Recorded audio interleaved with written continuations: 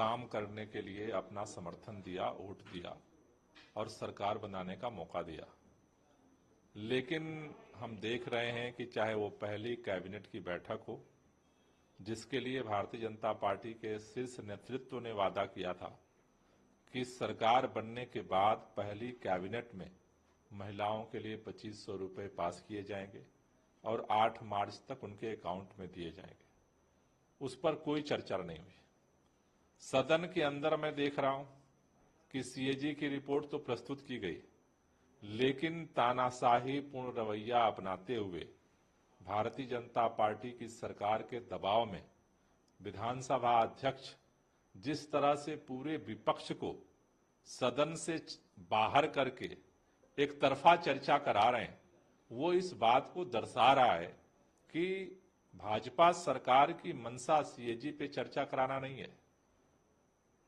उस पर केवल आम आदमी पार्टी की सरकार को जैसे पहले गालियां देते थे, वैसे आज भी सदन में सरकार में बैठने के बाद भी एक ही प्रलाप चल रहा है, आम आदमी पार्टी की सरकार को गालियां दो, गालियां दो, गालियां दो।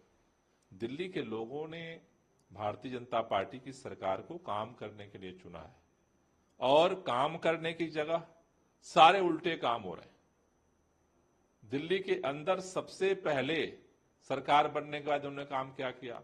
इनको सबसे बड़ा काम लगा कि बाबा साहब भीमराव अंबेडकर की प्रतिमा हटाओ, उनकी चित्र हटाओ और वहां पर प्रधानमंत्री का चित्र लगाओ।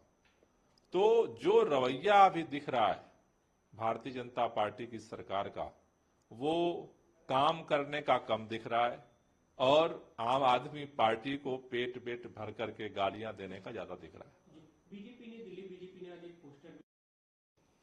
देखिए, मैं वही बात तो आपसे कहना चाहता हूं कि सरकार में आने से पहले भारतीय जनता पार्टी जो काम कर रही थी वही काम आज भी कर रही है।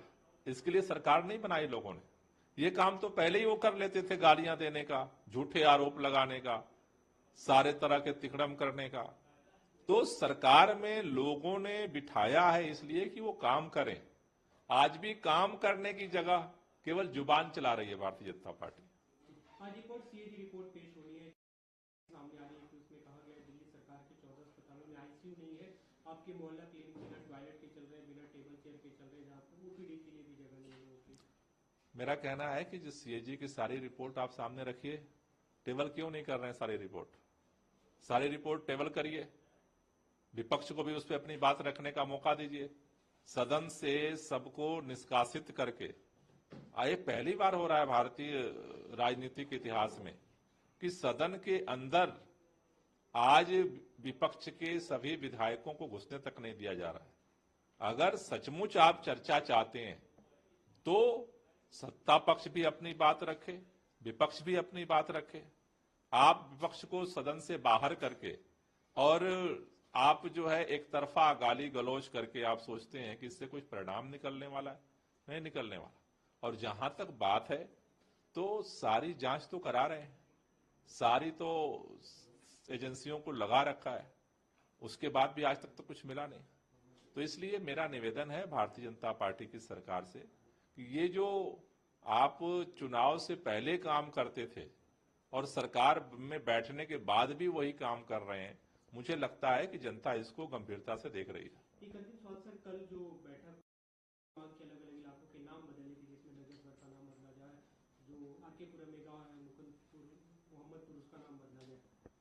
नहीं, मेरा कहना है कि नाम तो चित्र बदल दिए, अंबेडकर साहब को भी बदल दिए, तो किसी को बदल सकते हैं। काम कब से करेगी ये सरकार, ये दिल्ली के लोग जानना चाहते हैं।